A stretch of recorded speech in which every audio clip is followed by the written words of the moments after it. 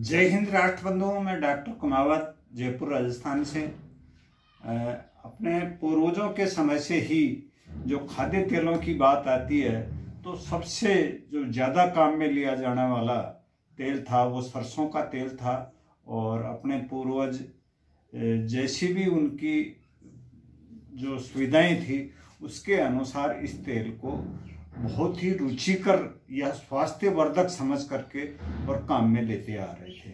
उसके बाद में धीरे धीरे सरसों का वैसे चल तो रहा था, तिल्ली का तेल भी बहुत ही महत्वपूर्ण होता है।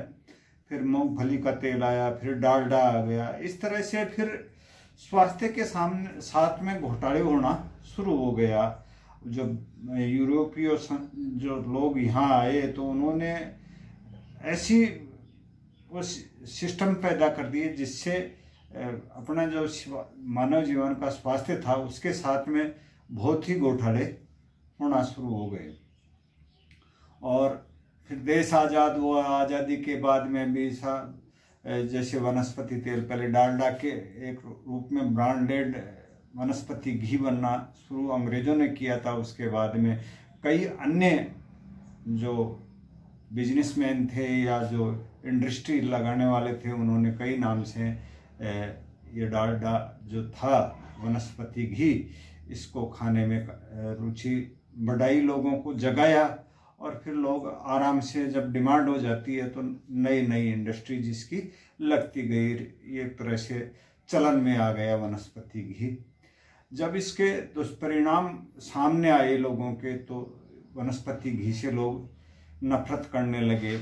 और अब आराम से आजीविका चल रही थी, आराम से लोग शुद्ध जो भी घानी का या जो मिल के भी तेल आते थे वो बिल्कुल शुद्ध आते थे, ऐसी उसमें कोई भी तरह की मिलावट की ये थी नहीं। और लगभग सन 80-85 से विदेशों में जो पाम ऑयल आता था उसका अपने यहाँ तो पैदा होता ही नहीं था। ये यूरोपीय जो कंट्री थी वहीं से यहाँ अपने इंडिया में आना शुरू हुआ है, तो वहाँ इसका चलन था। और जब उनको स्वास्थ्य के बारे में ये पता चला कि ये एक तरह से स्वास्थ्य के लिए मीठा जहर है, तो वहाँ के जो स्वास्थ्य संगठन थे उन्होंने उसका विरोध किया। और सभी विरोध इतना ज़्यादा जब बढ़ गया तो सभी देशों की जो सरकारें थी उस तेल पे बिल्कुल भी बैन लगा दिया। अब पाम ऑयल वहाँ बहुतायत में था तो उसको खपाने के लिए मार्केट चाहिए था। और अपना जो देश था वो उन देशों से कर्जे में एक तरह से डूबा हुआ था। वो जो भी चीज़ थोप देते थे तो अपनी मजबूरी हो जाती थी उनकी बात को मानने की। और सन 1990 में एक व्यापारिक समझौते के तहत इस तेल का अपने देश में एक तरह से थोप दिया गया कि इस तेल को आपको खपाना है। और उस टाइम में जो शर्तें हुई उसके अनुसार इस तेल को लेना एक तरह से सरकार के लिए अनिवार्य हो गया। और अब उसको खपाने की कहाँ कोई व्यवस्था तो करनी ही पड़ती, तो कुछ जो साबुन निर्माता थे उनको भी दिया गया। इसके अलावा उन्होंने इसकी प्रशंसा की कि स्वास्थ्य के लिए बहुत बढ़िया। व्यापार में तो झूठ बोलना उनकी एक तरह से संस्कारों में रहा है। कैसे भी करके उनको तो केवल अपना जो प्रोडक्ट था, जो पाम ऑयल था, उसको अपने देश में बेचना था। तो अच्छी उसके वो बताई कि साहब ये बहुत ही अच्छा रहता है, सस्ता भी पड़ता है। और उस टाइम में सरकार का भी थोड़ा सा ये हो गया कि अपन थोड़ी सी पॉपुलरिटी ले लेते हैं और पब्लिक को अगर सस्ता तेल मिलेगा तो बहुत बढ़िया रहेगा। अब अकेला पाम ऑयल तो बेच नहीं सकते थे उस टाइम में। जो भी तेल की बनाने की जो मिलें वगैरह थी उनसे सबको ये दिशा निर्देश जारी कर दिए कि आप आराम से सरसों के तेल में इसको मिला करके या जो भी उस टाइम में और भी तेल, मूंगफली का तेल है, उन सब में आप इसको मिला करके मार्केट में आपको बेचना है। अब हर आदमी, जो व्यापार करता है उसकी ये जिज्ञासा होती है कि मैं मोटे से मोटा पैसा कमाऊं। और इस चक्कर में अपनी जो इंडस्ट्री थी, तेल मिल थी, उन्होंने मानवता खो दी और इस तेल को मिला करके पूरे बाजार में उतार दिया। अब उसका जो उस टाइम से ही जो किसानों की सरसों थी उसके जो रेट थे वो बिल्कुल धरातल में चले गए, क्योंकि 80% पाम ऑयल और 20% मात्र सरसों का तेल उसमें, या जो भी और कोई वनस्पति के तेल थे, वो मिला करके एक तरह से नया प्रोडक्ट तैयार करके मार्केट में उतार दिया। तो सरसों के और जो भी किसानों की उपज थी उनकी रेट बिल्कुल डाउन हो गई। उनको एक्सपोर्ट भी अगर खरीदते तो ये व्यापारी खरीदते, आम किसान ये सोचता कि मिल वाले खरीद रहे हैं, ये उस सरसों वगैरह को और इनको तो एक्सपोर्ट करना शुरू कर दिया और यहाँ के भारतीयों को एक तरह से मिलावटी तेल, मीठा जहर मैं कह सकता हूँ, वो खिलाना शुरू कर दिया। उसका चलन हो गया। किसान भी पहले क्या था, किसान जो भी स्थानीय घाने वगैरह जो लगे हुए थे वहाँ अपना जो पैदावार होती थी सरसों की उसका तेल निकाल करके आराम से गुजारा करता था। तो ये सारा जो एक तरह से खिलवाड़ हुआ, वो घोटाला समझ लो, तो वो ऊपर से लेकर के नीचे तक आ गया। यहाँ जो गाँव में, ग्रामीण इलाकों में भी जो छोटे छोटे घने एक तरह से लघु उद्योग लगा रखे थे, उन लघु उद्योग वालों ने भी पाम ऑयल मंगाना शुरू कर दिया। जो भी काश्तकार जाता है उसको कहते तू इतनी देर बैठेगा, इससे बढ़िया है मैं तेरे को निकला हुआ तेल है वो दे देता हूँ, बिल्कुल रिफाइंड किया हुआ है। तो वो बेचारा टाइम बचाने के चक्कर में वो तेल लेकर के अपने घर चला जाता है, बच्चों को कहता है बिल्कुल शुद्ध निकलवा करके लाया हूँ, अपने आप को भी यही महसूस करता है कि शुद्ध घानी से लेकर के आया हूँ तो शुद्ध ही है। और उन्होंने जब भी अगर कोई वहाँ ये कहता नहीं मेरी का ही निकाल दे, तो लगभग सरसों में 33% तेल बैठता है, तो वो 33% तेल देने की कोशिश करता।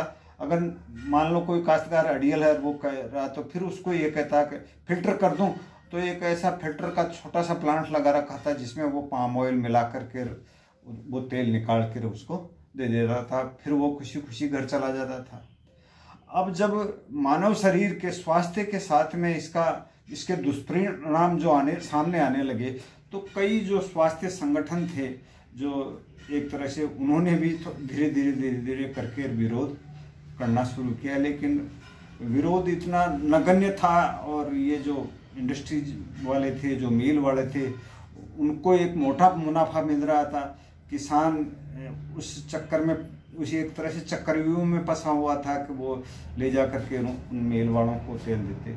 अब धीरे धीरे करके जब बहुत ही भयंकर परिणाम आने लगे, पूरे विश्व में अगर सबसे ज़्यादा कैंसर के रोगी पाए जा रहे हैं तो अपने इंडिया में पाए जा रहे हैं। मधुमेह है तो वो भी यहीं मिल रहा है। तो इसका जो मूल कारण था वो एक सरसों का तेल था। 2014 से जब सरकारें बदली तो जो स्वास्थ्य संगठन थे उन्होंने थोड़ा सा विरोध करना शुरू किया, लेकिन जो व्यापारिक समझौते हुए थे विदेशों से वो इतने जटिल थे, अब उसको सरकार बदलने के बाद में भी तोड़ना थोड़ा सा असंभव सा था। और जब ये कोरोना काल आया तो उस चीज़ पे ज़्यादा सक्रिय हुई सरकार की सोच, तो इसको रोकने की थी ही। और ये एक तरह से सुनहरा मौका समझ करके जून 2021 को पाम ऑयल को पूरी तरह से अपने देश में बैन कर दिया गया। कोई भी खाद्य तेल में इसको मिलावट नहीं कर सकता। पहले तो ये मौखिक आदेश दिए गए, फिर एक तरह से कानूनी जामा पहना करके ये सारे आदेश दे दिए। तो जो सरसों के तेल, प्योर जो सरसों का तेल था वो अब निकालते जो भी मिल वाले थे उनको भी एक मजबूरी हो गई, अब वो उसमें मिलावट नहीं कर सकते थे। जब पाम ऑयल मिलेगा ही नहीं तो कहाँ से मिलावट करते।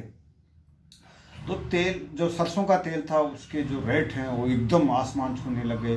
कई जो ऐसे उनको केवल अच्छी चीज़ का भी विरोध करना है, उन लोगों ने इसको एक तरह से राजनीतिक मुद्दा बनाने की सोची और साहब बोला सरसों का तेल 180 रुपये लीटर, 200 रुपये किलो इस तरह से बिक रहा है, क्या कर रही है सरकार ने, तो महंगाई बढ़ा दी।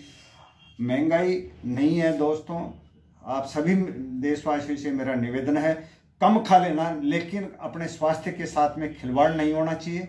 और जो भी मार्केट में रेटें आ रही हैं वो एक तरह से सोच समझ करके आ रही हैं। आज जो सरकार है वो पूरी तरह से अपने मानव जीवन के स्वास्थ्य के लिए बिल्कुल एक सतर्क हो गई है, हर चीज़ का ध्यान रखा जाएगा। और भी कई जो ऐसी मिलावटें थी उनके खिलाफ अपने आप हर भारतीय का ये कर्तव्य बनता है कि उनके खिलाफ आवाज़ उठाएं, और आवाज़ उठा करके जो ये मुद्दा बनाते हैं उन लोगों की आवाज़ को दबाएं, जब जा करके अपने देश में ये मिलावटखोरी का जो परिपाटी चल गई, पूरी तरह से मानवता को तार तार कर दिया इन लोगों ने। उनका जब तक अपन खुद विरोध नहीं करेंगे, ये सोचें कि सरकार के भरोसे, सरकारों के भरोसे कुछ नहीं होगा दोस्तों। अपने आप को ये ठानना है कि अपने को, अपने स्वास्थ्य के साथ में कहीं भी खिलवाड़ हो तो अपने को खुद को उसका विरोध करना है।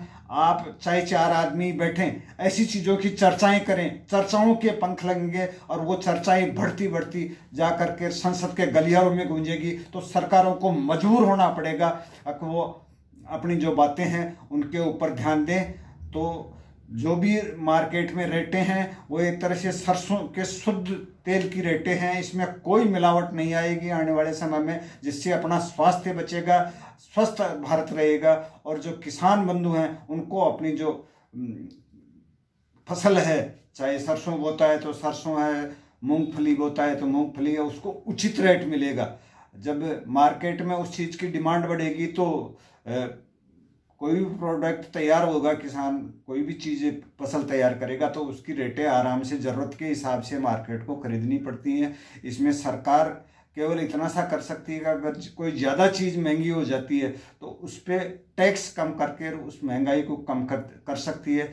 तो अगर टैक्स भी कम करती है तो अपनी सरकार की जो सिस्टम है वो भी डगमगाता है। आज इस टाइम में, कोरोना टाइम में अगर देखा जाए तो सरकार भी आर्थिक रूप से बिल्कुल दिवालिया हो चुकी है।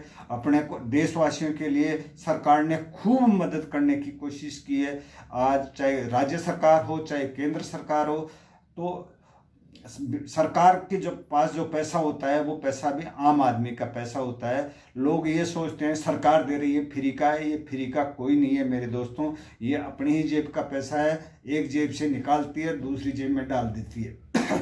तो जो सब्सिडी वगैरह से भी थोड़ा सा मुंह मोड़ने की कोशिश करे आमजन, और अपने को, अपना जो देश है ये मान के चलो सर्वप्रथम देश है, उसके बाद में कोई भी पार्टी या कोई भी संगठन है वो आता है, उसके बाद में अपन खुद आते हैं। तो ये अगर आम आदमी सोच लेगा तो अपने देश को विकास से, या जो भी ऐसी समस्याएं आई हैं आने वाले समय में भी और भी आ सकती हैं, तो उनसे लड़ने में एक तरह से पूरी तरह से मजबूती मिलेगी। बस केवल आपको ठानना है और ये जो मिलावटखोरी है इसका विरोध करना है। आज मार्केट का ऐसा सिस्टम हो गया कि मार्केट तय करता है क्या खाना है, क्या पीना है, क्या चीज़ देखनी है, कब उठना है, कब सोना है।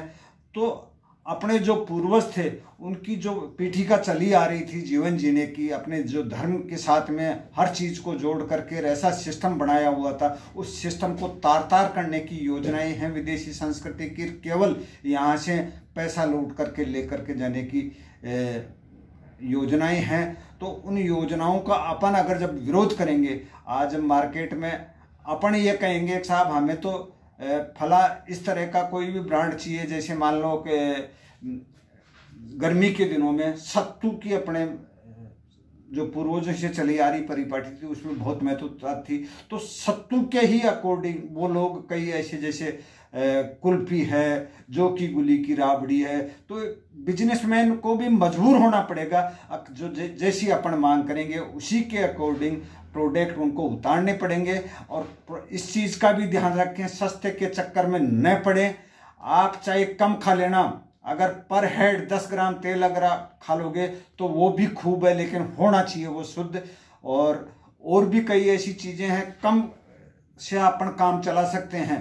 शास्त्र, अपने जो पूर्व प्रधानमंत्री माननीय शास्त्री जी ने एक बार कहा था कि हम ऐसा कचरा गेहूं नहीं खाएंगे, चाहे एक दिन सप्ताह में भूखे रह जाएगा मेरे देशवासी, लेकिन कचरा नहीं खाएगा। ऐसे जो गेहूं वहाँ से आ रहे थे उनका विरोध किया था।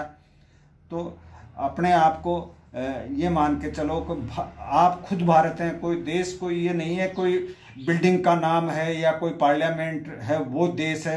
अपन खुद 1/130 करोड़ भारत हैं और अपन खुद ठान लेंगे बदलना अपने को है। आप ये सोचें कि पूरी पब्लिक बदल जाए और अपन तो जैसे चल रहे हैं वैसे चलें तो अपन कुछ भी नहीं कर सकते हैं। जय हिंद, जय भारत।